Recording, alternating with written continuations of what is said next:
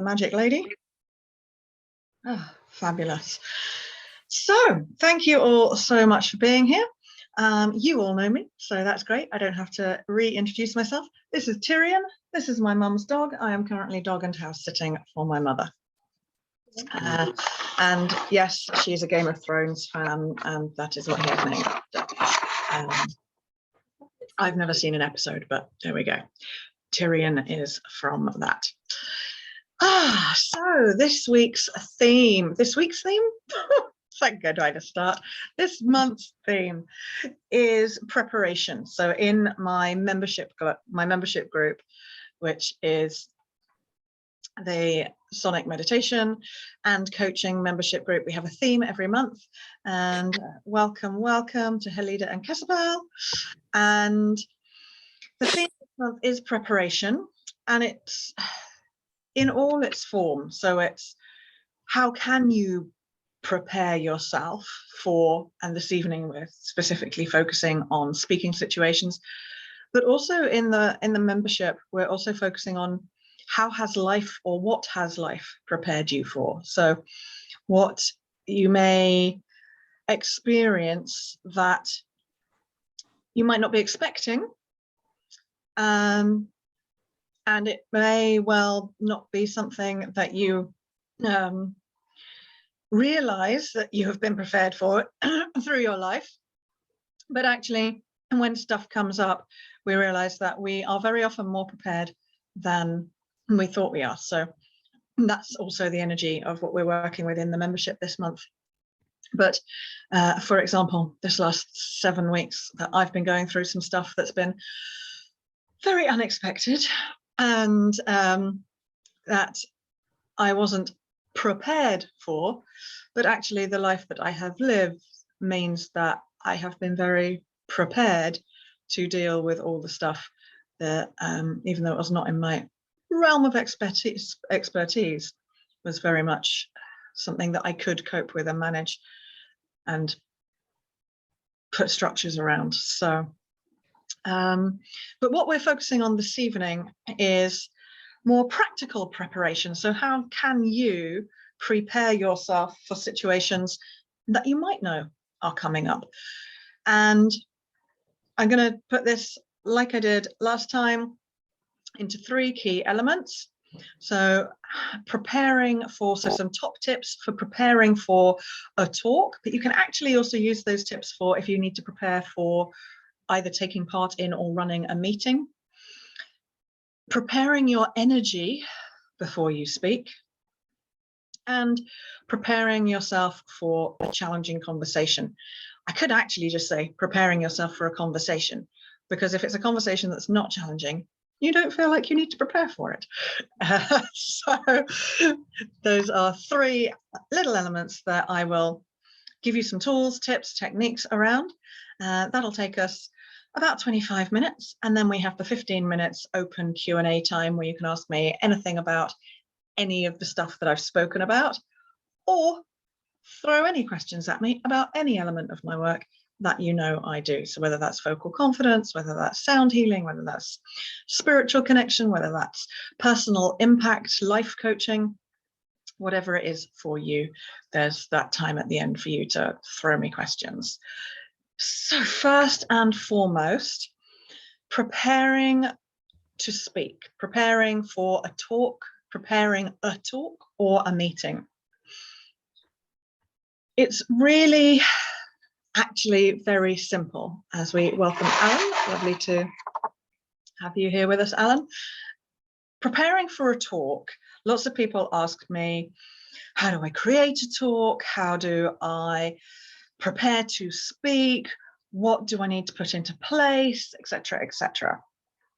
And obviously this is a vast topic that people can and do talk about literally for days. So I'm going to really simplify, and this is why this simple version you can also use for preparing a meeting, if you're running a meeting, specifically if you're going to be running a meeting, but also if you're attending a meeting. And the first thing is to have real clarity on what that talk is about, or what that meeting is for. And there's a really simple structure that is not mine. It's eons old. And actually, it's pretty much the structure you would have been given if you were taught well at school for writing essays. It's introduction, a maximum of 3 points, conclusion. If you're doing a talk that you're also wanting to get people really inspired or taking action, you end up with a call to action. And that's it. In its purest form, that is as simple as it gets. But the magic behind this, when you want to prepare a talk, and whether that is a motivational speech, whether that is you are going networking, whether you have been invited to talk about yourself, invited to talk about what you do, a brief introduction. So I didn't introduce myself earlier because everyone here knew me. Alan, I'm not sure that we've had any personal interaction. And so, for example, my very brief introduction might be, firstly, an introduction to the topic. So if you're delivering a talk, and this is a really magic little tip here, what most people will do is say, hi, my name is, and I am, and da, da, da, da, da. I always say the best place for that to come is about 5 minutes in, because one of the things that is a key element of the work that I do, and Andrew and John and Danielle, who've been on my 2-day vocal confidence workshop, will tell you this is one of the exercises I do, which is your audience don't care about you. Right? None of you actually really want me to waste 5 minutes of your time this evening giving you my backstory and my credentials and all the rest of it. You're here for you. You are here to get tools, to get tips, to get techniques. So I would always say when you're starting a talk, or actually a meeting, is to set the intention for that. So if it's a meeting, you set the intention. We are here today to discuss. And if it's a meeting with 1 point, you give the 1 point. If it's 2, 2. If it's 3, 3. Never more than 3, because the human brain will then start feeling overloaded and overwhelmed. So if it's a meeting, we're here today to discuss blah, blah, blah, blah, blah. If you then need to introduce yourself, I am, and this is my role. If you're delivering a talk, I would suggest starting with something that draws your audience in straight away. So for example, one of my talks, I start with, there is no such thing as a fear of public speaking. Now that talk I'm normally delivering to people who are afraid of public speaking or want more confidence in expressing themselves. So it's a really great starter. So I'll be like, there is no such thing as a fear of public speaking. And I promise you that I will share with you some tools and tips to make it easier for you. But if you don't like public speaking, if you don't like speaking in front of other people, sharing your voice, it's not the speaking you're afraid of. And then I'll go into explaining what people are afraid of. And then I'll go, so you might be wondering who this person is, standing here telling you this. This is a bit of my background, 20 years as a classically trained professional actor, personal impact and life coach, and voice vibration, sound and chakra energy healer, blah, blah, blah. So if you're delivering a talk, if you're preparing a talk, then that introduction, very often, most people will go in introducing themselves. But that's not going to get your audience's immediate, ooh, ears open. If you start with a statement, or if you're Kezabel, for example, she might start with a short poem. I know Kezabel writes, like myself, she writes poetry more than I do, which is the whole of what she does.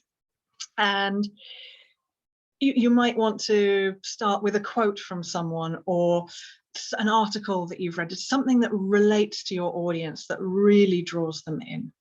Then a little introduction to yourself. And then you say, today I will be sharing this with you, X, Y, Z. And that makes life really simple, because you are making it easy for yourself. Lots of people, oh, how do I remember everything? How da, da, da, da, da. If you're speaking, you're normally going to be speaking about a topic that you know about.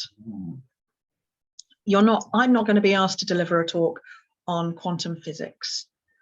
I'm not going to be asked to deliver a talk on Buffy the Vampire Slayer, as much as I love it. And I have watched the whole 7 series at least 10 times. Right? I'm not going to be asked to deliver a talk on it. So you will know what you're about to speak about. So if you just have those headlines, there's a really simple reminder for yourself. Okay, where are we at? So at the moment today, I'm in the preparing a talk section. And that's it. I have no other notes. I can show you the limit of my notes for this evening. It's that. Because I know my topic, you will know what you're talking about. Now, obviously, if you've got statistics to bring in, or you've got very complicated language that needs to be used, or numbers or specific quotes that you don't want to get wrong, obviously, you can then have them written down, have that information there for yourself. But by breaking it down, you're making it simpler for the audience, and you're making it simpler for yourself. So you go through your 3 points, you might interlink them. And then you have your conclusion, where you'll normally come back to your introduction. So for example, in my There's No Such Thing as a Fear of Public Speaking talk, I will say what you're afraid of is being judged, being seen, and or the unknown. And then I will go through the different elements of why we're afraid of judgment, what it is about being seen, and what it is about the unknown that we don't like. And then for the conclusion, I will come to, so do you now see why and how I say that there's no such thing as a fear of public speaking? There are fears, but when you have control of those fears, when you understand what those fears really are, when you're able to break it down for you, you realize it's not the public speaking that is controlling you, which is this big thing. You actually can be much more specific, and then you can start to have control. And that's when you put the call to action, which might be so I ask you to feel into which of those 3 areas is the thing that really makes you feel most anxiety, uncertainty, nerves when it comes to sharing your voice. Is it the fear of being judged? Is it the fear of being seen? Is it the fear of the unknown? Now, obviously, they'll have had more information in there. Because when you know what it is, then you can start to do something about it. Then you can take action, and it's no longer this big fear. It's actually something smaller and more actionable. And then if it's a situation where I'm putting forward what I do, I might say, so I invite you to take my free 15-minute self-study online course and get more tools, tips, and techniques about this. Or if you know you're really ready to dive in, then come to my next 2-day vocal confidence workshop. There's a really solid call to action for people. So you can shape a talk, you can prepare a talk really simply. Obviously, sometimes you might want to put a little bit more detail in, but the structure of it, the element of it, is actually very simple. Introduction, maximum of 3 topics. And that, by the way, is whether you are speaking for 5 minutes or 5 days. Like 3 topics is enough. Conclusion and call to action, or call to action and conclusion. And it's the same for a meeting. If more meetings were ran like, okay, so we are all here to discuss this and this and this, maximum of 3. Especially for a work meeting, 1 thing at a time is best. Was anyone else here expecting to discuss anything else? Then you might make room for it at the end. You might go, okay, great. Well, we might be able to make room for that. You have the meeting, you do the thing, you discuss the topic, you come to a conclusion. Great. So we are all agreed that A, B, C, and Helida needs to take this action, John needs to take this action, and Joy is going to be taking this action. I will be responsible for. You have all those clear. So in a meeting, that's the slight difference at the end, is you make sure everyone's clear in their responsibilities and that someone's going to follow up on them. And that, my lovely people, is how to prepare a talk and or a meeting. If you have questions on that, please write them down and ask them at the end in the Q&A section. Number 2, preparing your energy before you speak, preparing yourself to speak. This is a biggie. This is where, bless you, Helida, this is where people, and bless you, really it's when the nerves start going, the anxiety, and this impacts people in all sorts of different ways. Whether it is your heart rate increasing, whether it is you get sweaty, whether you get the shakes, whether you are just not in the mood for it. So those who were here last month with me, I think I said at the beginning, you know, I was really in the depths of the stuff I was going through last month. Today I've had an amazingly powerful healing session. I received a session from Janet this morning, and I've done a really big, deep energy work with one of my clients. So about half an hour ago, I was like, oh, I'm tired. And I've had the open fire going all day. So of course the room is warm and the oxygen has been drained. So 5 minutes before I started this Zoom room, I was preparing myself to talk, getting myself into the right energy. Because you maybe that you're nervous, but it may be that you are just not feeling it today. You're just like, ugh. Oh God, I don't want to go in there. Danielle's going to be running a workshop in a couple of weeks. You know, we have personal stuff that goes on in our life. Right? We may be super excited. It may be that we won the lottery the night before and we're like, oh my God, I don't want to waste my time doing that. I want to go and spend my lottery money. It may be that something really exciting's just happened and you're feeling like, oh, but you know you're going into a room full of introverts. So you know you have to go, right, okay, I need to manage my energy. So how do you prepare your energy? How do you prepare yourself to speak? Well, there's a couple of things you need to have an awareness of. The first is, what kind of room are you going into? And I don't mean, although you can, is it a virtual room like this? Is it an in-person room? But what I really mean by what kind of room are you going into is what is the energy likely to be of the people that you are going into that room? So are you going into a warm, welcoming, friendly room? Are you going into an afraid room? If you work in a company where there's rumors of redundancies everywhere and you've called a meeting and no one knows why, and you work in HR, you can bet you're going into a cold, hostile room because everyone's in fear. So allow yourself to know what kind of room you might be going into, even if you don't know. Make your best guess so that you can prepare your energy. So for example, this is a lesson I learned from the first 2-day workshop that I ran.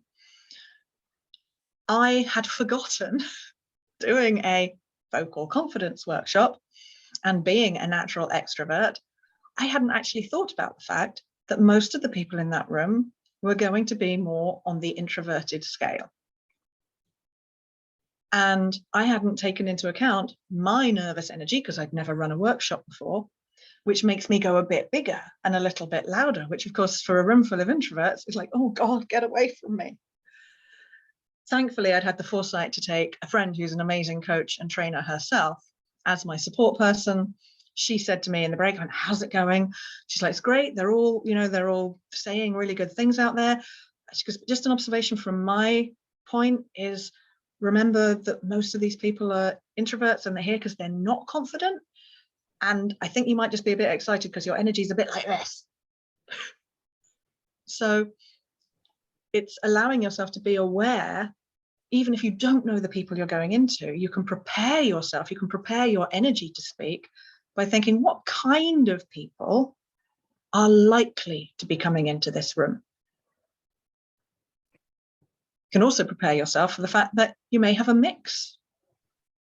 Right? When I go into talk at corporates, I'm always prepared for a mix. So if it's a mix of energies, you need to make sure that whatever you're delivering, talk, workshop, running the meeting, you need to have a variety of different exercises. You need to have a variety of pace, and you need to have a variety of stimuli. Now, in this room, I haven't got like many visual aids, but for example, I put this up to the screen and I showed you so that those people who are visual, I could have just said, I've just got a list of 3 things here, but some of you might be really visual. So it's allowing yourself, if you really don't have a clue about the room, to go for all eventualities. So that means you need a little bit of description for some people. You need bullet points for others. You might need something visual, and you need to change up your pace. So by preparing your energy to speak, by giving yourself that first thing of what room am I going into, you're giving yourself a real blessing and a gift of, if I know I'm going into a room of mostly probably people who are more introverted, unsure, not confident, I know that really my pace has to be slower, I have to be calmer, I can still bring up the pace and I can still shift the volume, but actually my tone needs to be generally softer, more warm, so that they don't feel quite so threatened.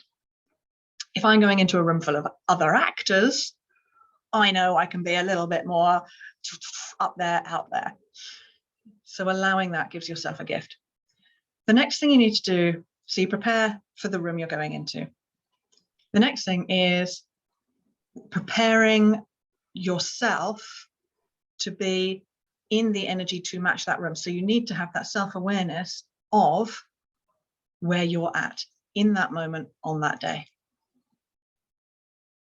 So like I said before, I know sort of what kind of room I'm probably coming into, even though there are people in here who I've not met before in person or online.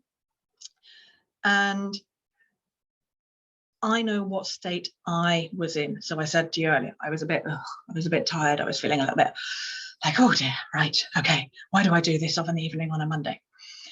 So then having that self-awareness of what state you're in helps you then adjust your state to the room. To do that, there's a couple of different things you can do. So for me, I'm sitting on the edge of my sofa. I'm not sat back in a chair, right? Because I want to have a little bit more energy. So I'm making my body hold itself upright. Before I came into this, I gave myself a shake, right? So if you're feeling a little sluggish, change your energy kinetically with your body, give your body a shake, give your voice a little bit of a warm up. Okay, right. Or you might want to listen to music that gets you up, or have a little dance, or so you're physically preparing your energy. If you are a little frenetic, you've just been proposed to and you're happy about it, or you've just won the lottery and you're like, oh, and you need to prepare yourself energetically to go into a quieter room, then I suggest sitting, breathing, closing your eyes, allowing yourself to still. If you know you're feeling nerves, then maybe a combination of shaking to shake any nerves off, and then breathing, allowing yourself to come to stillness, preparing your energy to be in the right space for you. One of the key tools that I use, and those who were here last month, yeah, it's the same tool. It's the change your state. So placing your hand on your heart, and I invite you to do this if you wish right now, breathing out through your mouth, breathing in through your nose, and humming into your hand. Mm. Mm.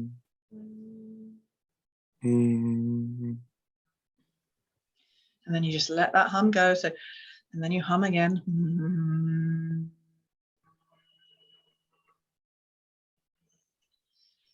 And the reason I say you're humming into your hand is because it helps you really feel the physical vibration of your voice.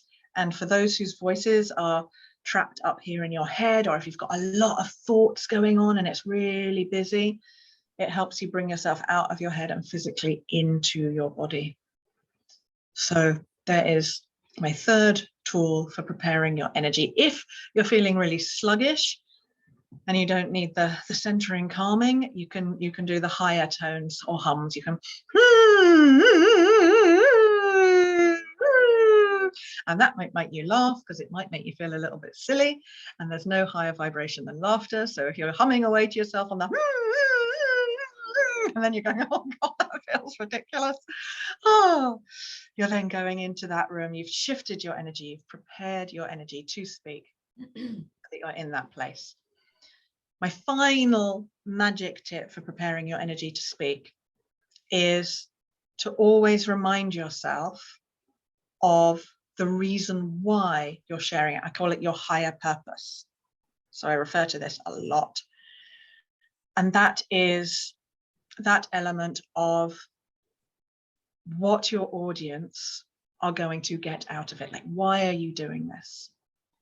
So for me, my higher purpose is to positively impact the lives of more than 100 million people by creating more confident, connected communicators.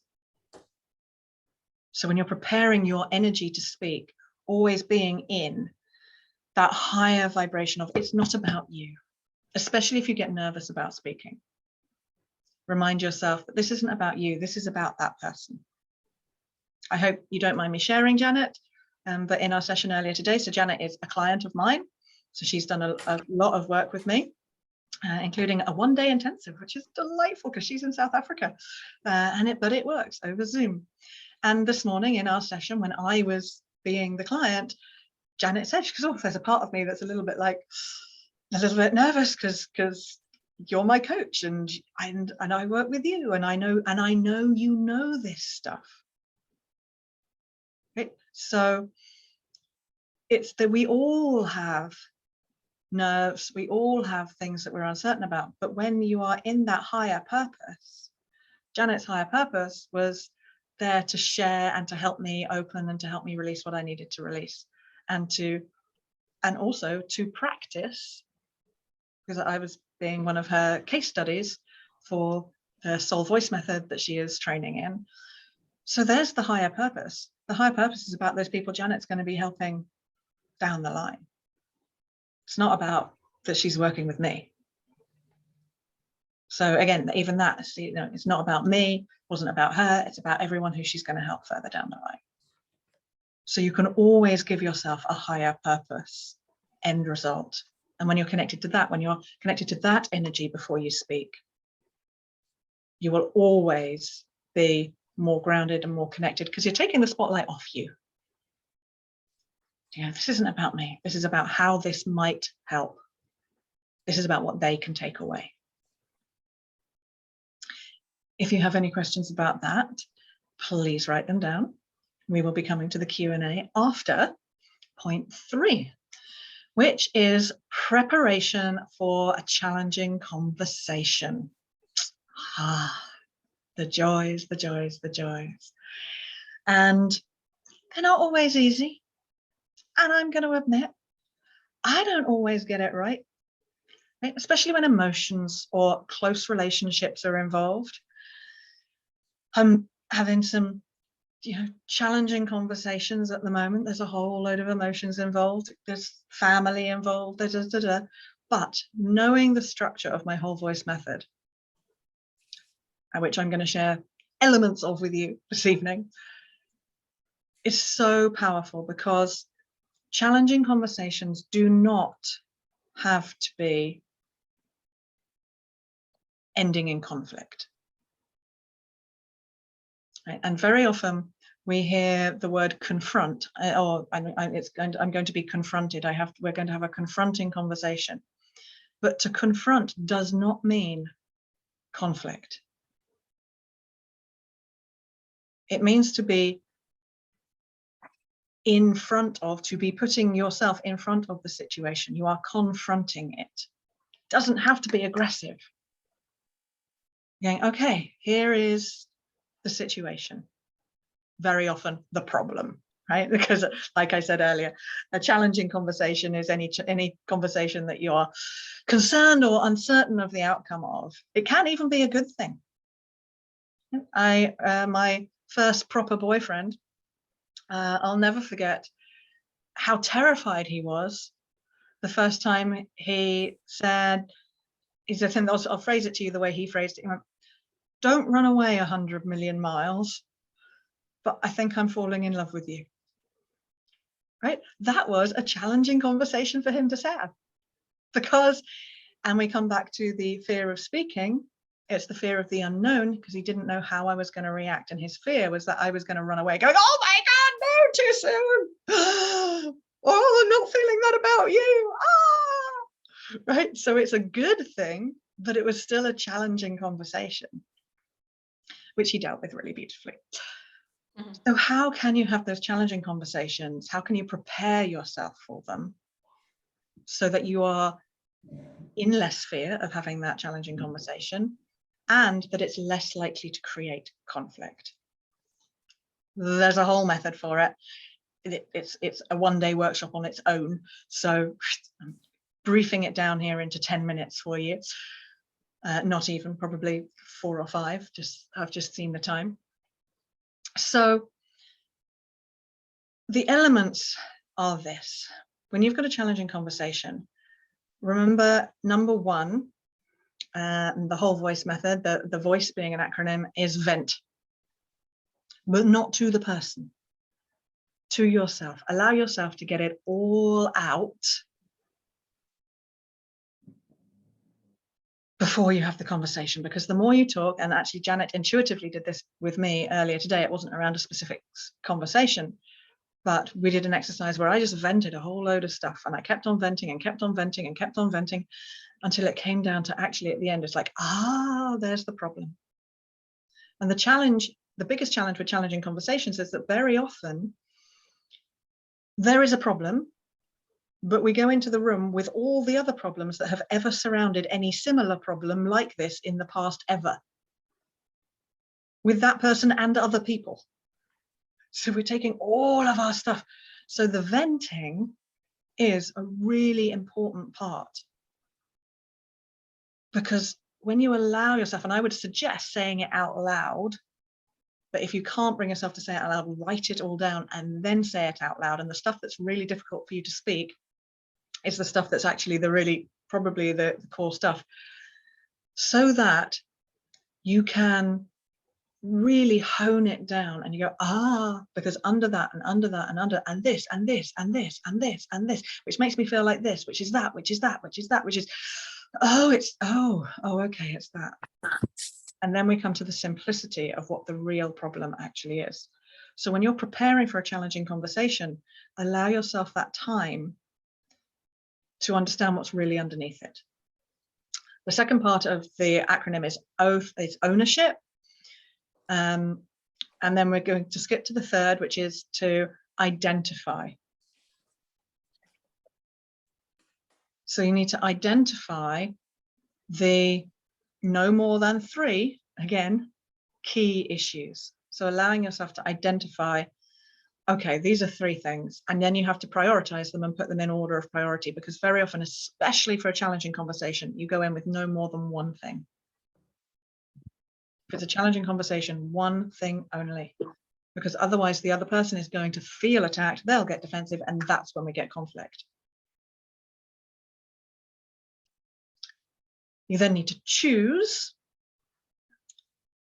a couple, again, no more than 3, of supporting bits of evidence for if the person says, well, when did I do that? Or, well, what are you talking about? So that you can give a very specific bit of supporting evidence to that one challenge that you're going in with.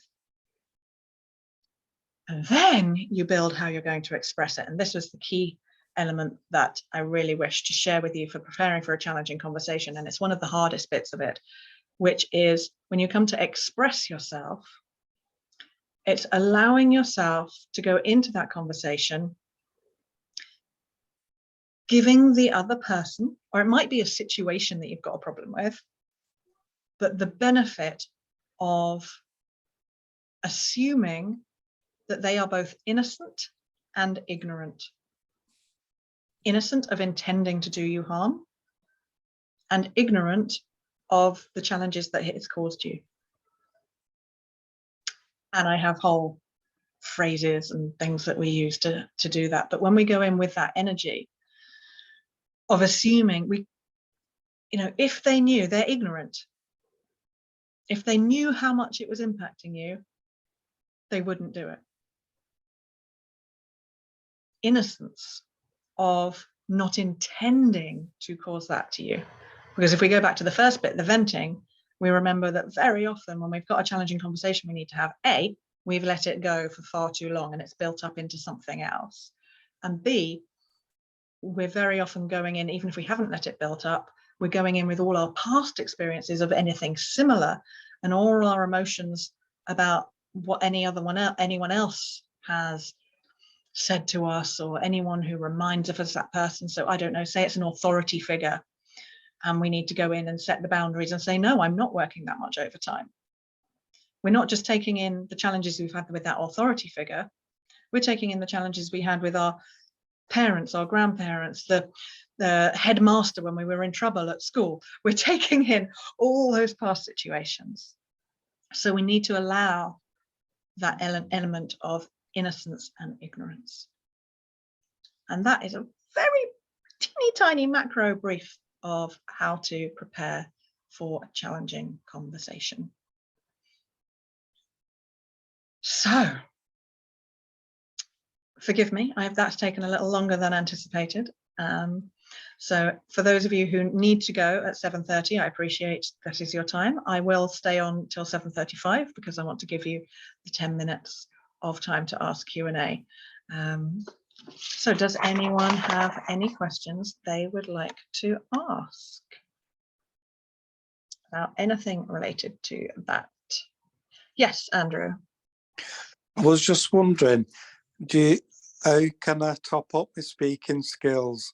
Because I would like to learn how to drive in a couple of months, but my confidence in speaking is getting better, but I could do even better with your help, Mm-hmm.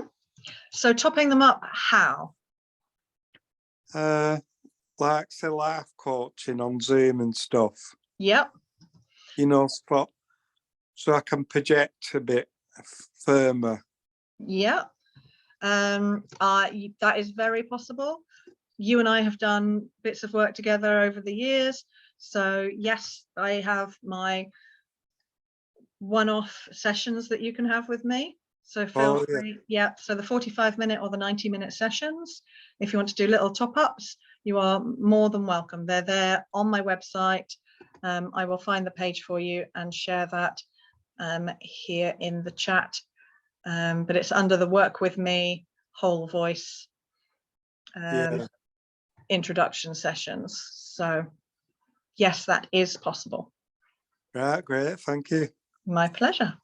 Any other questions about anything from either what we've been speaking about this evening or I want go for it.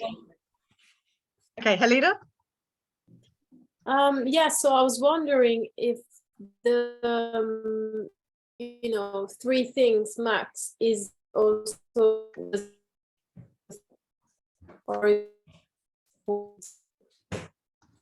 I'm thinking, I'm writing it and wondering about too many points. Is it just me, or has Helida's? It was a bit, I couldn't quite hear it. No, I couldn't. Could you type it in the chat for me, please, Helida? because I couldn't quite hear. You're writing something, and then I lost that, so I didn't know if it was a book or.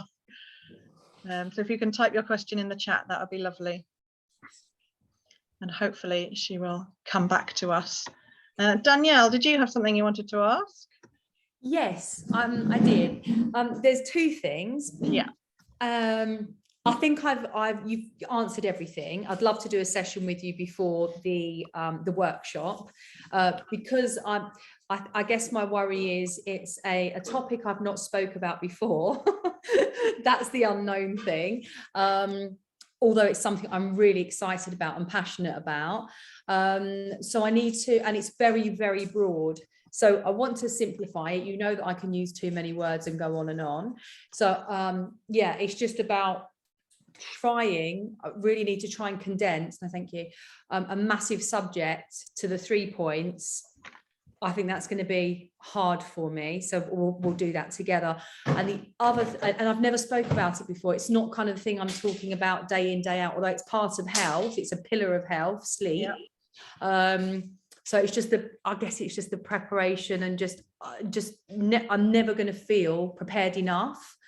Beautiful. So with something, as Danielle's saying it, she's speaking about something that's not specifically in her realm, but this is where having the clarity is really key, and just allowing yourself to remember when you're in that space, we only need to be one step ahead of the other people in the room. We don't have to have all the information. You don't have to be the expert or the authority. You can be an expert, an authority. And also trying to share everything we have. Trust me, this is something a massive mistake I made on the first workshop that I ran. I tried to give everything, and people cannot take that. Yeah. The brain cannot take it. The brain can take in one piece at a time. So that's why now on my 2-day workshop, day 1 is about mindset, day 2 is the practical exercises. And then the morning is broken into one thing, the afternoon into another. And it's why there's breaks between the exercises. So allow yourself to, if you think it's simple, simplify it even more. Okay. Because I didn't realize when I started doing this work that I was going to have to teach people how to breathe. Yes. Right. I was like, oh yeah, well, everyone knows that. And then I forget. I've been having acting classes and singing classes since I was 14. Of course, I learned how to breathe. I'd been doing it for years. So allowing yourself to, you don't have to prove yourself. You don't have to prove you know everything to everybody. And really, really, really simple. Yeah. Do you think with public speaking as well, to be really honest, so I was last time, that felt really good to say that, you know, I qualified last year, I've joined Amani and Max, so I wasn't pretending to be, you know, somebody else. Yeah. And so, but then it kind of shows, I'm like, oh God, I'm showing vulnerability or weakness because I've not done it for 20 years, but I actually felt good in being real as well. And remember, vulnerability is strength. Right. When we openly show it, it's when we're trying to hide it, that we have that energy going on with us, and then people sense that energy. When we say, okay, today I'm going to be talking about this, it's like when I talk about chakras, there's so much I don't know about chakras, but I'm sharing with you what I do know, and I'm sharing my approach. And if you have questions that I don't have the answer to, great, bring them on and I will go and find out the answers to you. Do you think it's too much information to say to them, this is the, you know, the first time I'm running a workshop on sleep? You know, if you have any questions, you know, I can come back to you on those. This is open to discussion. You can say, I'm really excited. You are privileged to be, like, I'm so excited that you're here. This is the first time I'm running a live workshop like this. So bear with me when I look at my structure notes, and you are in the privileged position of getting me the most prepared I am ever going to be. because the first time we do something is the time we put the most work into it. So beautiful. Oh, thank you, Janet. So Halida, in answer to your question about a thesis, I am going to say here very exactly what I said to Danielle. I don't know. Having not written a thesis myself, I would say probably, but it might be that you break each part of your thesis down into 3 bits to make it easy, or to make it easier to be digestible.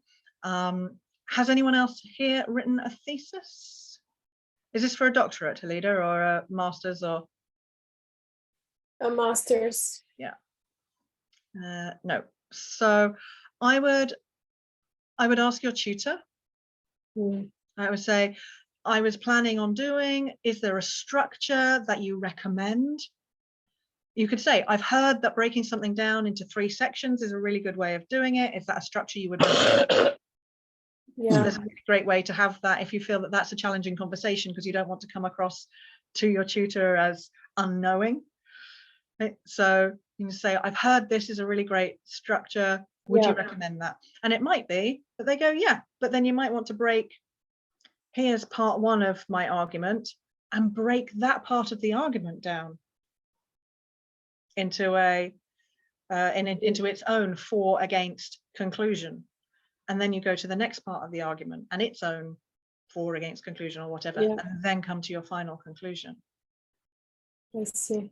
I also really like what you said about connecting to the higher purpose, because in the end, that's the most important thing. So I really like that.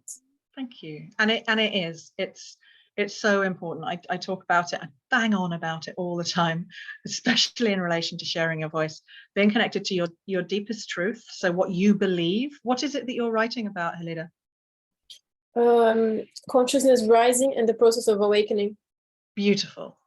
So what is your belief about that? What is something that you will stand by and fight for in relation to that?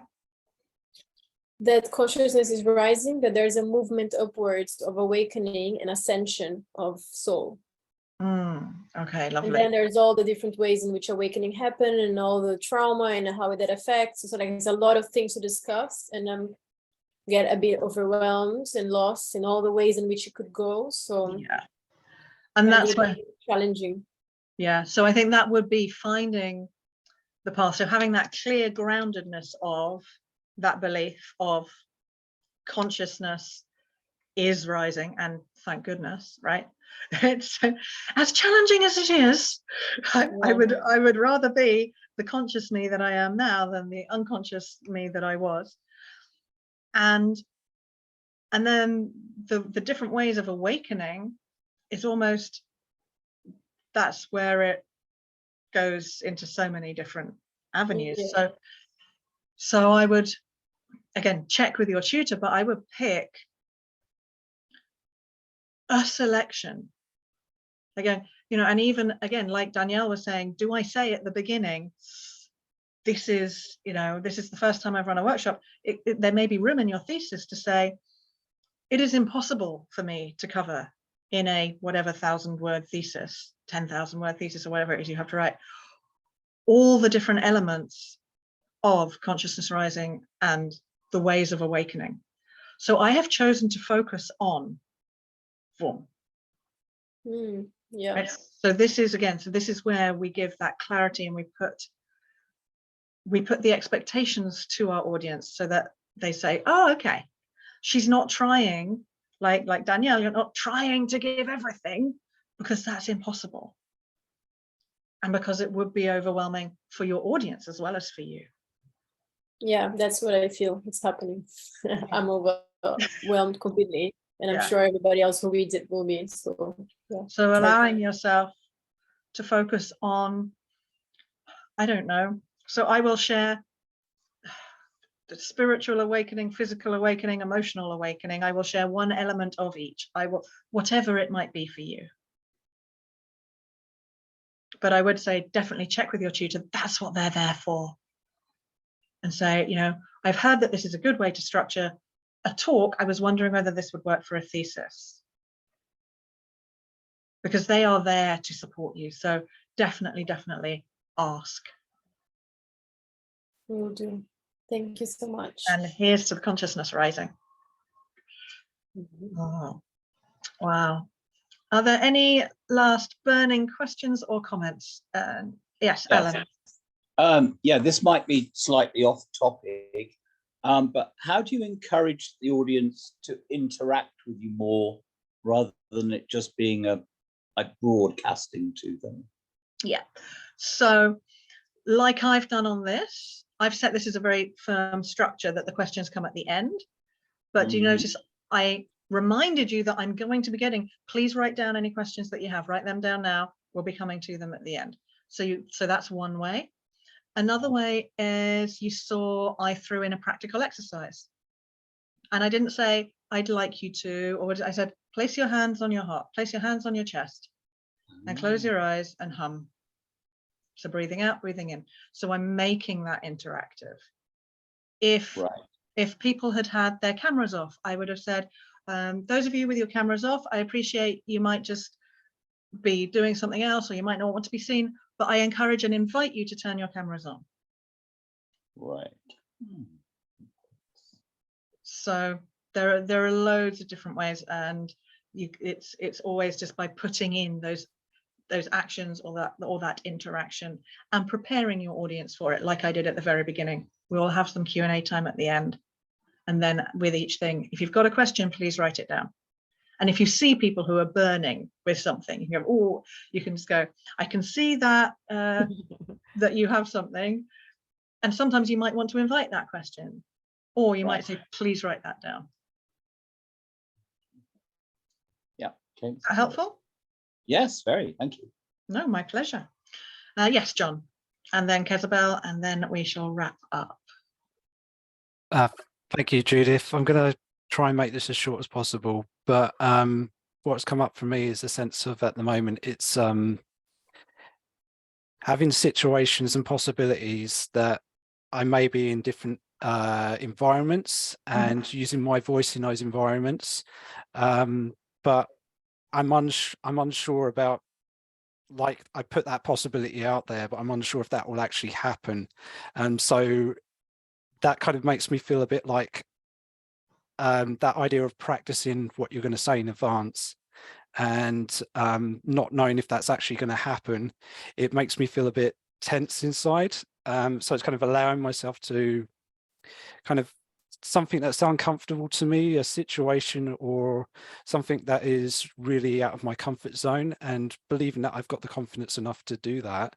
But what I love about this is you're giving us advice on how to express our voice in that way. And I think I've learned a lot through just listening tonight. But I guess I'm just trying to express that sometimes I feel like I don't know what's going to happen, and it leaves me feeling a bit unsure, but that confidence is built through taking that action and using that voice.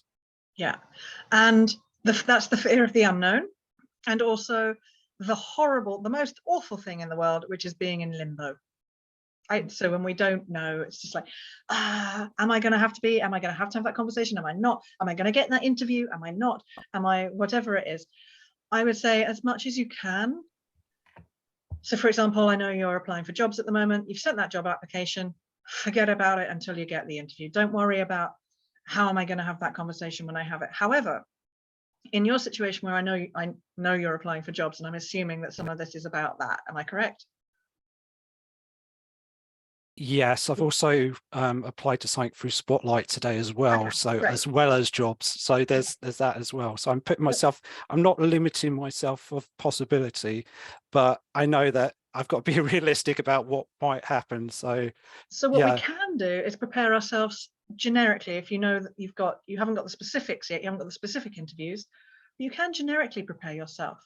So for interviews, doesn't matter if it's acting or for any other job. What am I good at? What are my values? What qualities do I bring to a job, a room, to other people? What am I challenged by? Because interviews will always ask you that. and you turn that, what are your weaknesses, you turn that around to, I work best with. So if your weaknesses are, you're a bit indecisive, you change that around to, I work really well with clear boundaries and no more than 2 options. So you can prepare those elements by starting to be in that what are you good at space, and actually starting to become more comfortable with speaking about yourself positively. So Yeah, thank you, Judith. My Thank pleasure. you. And last but by no means least, Kezabel. I'm doing a talk on Wednesday for International Women's Day, but I'm used to having the stage and doing my one-woman show or whatever, but I'm sharing it with other speakers. So this has been really helpful, particularly on the timings and things, because I'm a chatterbox and I tend to overrun. But I'd love to do a Q&A when I do my one-woman show with poetry and connecting. But I don't think there will be time. And so do you think it would be okay to say if anyone wants to chat with me afterwards, or how would you word that, do you think? Definitely. So in that being, and like I said, I was conscious of time, I realized that I'd run over. So that's when I was like, if anyone needs to leave, I'm not taking offense, but I will stay. If in an event where people are, it's other people's time, like this evening, it's your time, but it's like, you have permission to leave and you've all chosen to stay. I thank you, it means you're getting value. But I would be very sharp on my time. And I would just say, if I would be delighted if anyone has any questions about anything that I've said or any curiosity about what I do, please come and find me and ask. Yeah. I'll be here all day. And if you want to make light of it, you can get, whatever, wherever. You'll find me by the herbal tea table, or you'll find me by you'll find me by the dessert table, you'll find me at the wine bar, so give them that. But yes, definitely. And thank you for the tip, because I will start now with a poem and then do the introduction, because the poem will be making the audience think, and it's uplifting. So yeah, thank you. Thanks ever so much. My absolute pleasure. Thank you all so much for being here. Thank you for your presence. And I am here first Monday. I say first Monday of every month, not next month. Next month it's going to be the 3rd Monday, because I'm going on a cleanse and I'm not allowed internet. So it'll be the 13th of April next month. But if you're on my email list, you will get the email to let you know. So it'll be the 13th of April next month. And we will be, no, I haven't checked what the theme is going to be next month, so I can't tell you. It'll be a surprise, but it will be good, I promise. So there you go. And also, if you're on my mailing list, you will be getting an email probably this week with a list of exciting new in-person workshops that I am going to be running, including a half-day one and 2 new one-day ones, 3 new one-day ones. So I'm going to be doing a whole voice method one-day workshop where we actually delve into the whole of that whole voice method, how to have challenging conversations. I am going to be doing a one-day on the stop shoulding, the stopping people-pleasing elements, and towards the end of the year. And I'm also going to be doing a one-day sounding session in London as well in the summer. So there's going to be a couple of half days, which are a little bit of everything. And then I've got those new ones, as well as, of course, the normal 2-day vocal confidence workshop and the 3-day retreat, and possibly a retreat in Portugal for 4 days. But I know. So you will be getting information on that. If not by the end of this week, then definitely at the beginning of next week. So Judith, yes. When's your next local sound bath or sound healing? I will let you know. I was going to be doing them more regularly, but then this family stuff came up, so I've put that to one side at the moment. But we do have the sound healing every Monday and Wednesday online, which you can come to. So that is I do. There we go. So if you're interested in that, please just look at my events page, and they are on there. It's called the Global Sound Circle, Monday morning online drop-ins, and the first 3 are free. So you can, there we go, that's the link to my events page. So you can come to the first 3 for free, and then you can either join the membership, and we sound lots, and we also do a little bit of coaching, and it's really gorgeous mix of everything. And then yes, there will be some Southeast London monthly meditations, but I'm just going to let this family stuff move You're first. doing well. And keep my health as top priority. So Thank you so much for tonight. It's been absolutely amazing. It's been really, thank you all so much for being here. Thank you for giving up your time. Lovely to see some old faces that I've not seen for a while, some familiar faces and some new faces. It's been gorgeous. So take care, and maybe see you on the 13th of April, if not before. And you know where I am. Please always do feel free to reach out to me if you want anything else. Kezabel, just quickly, your talk, your women's talk, is that online? Is that in person? It's in person in Birmingham.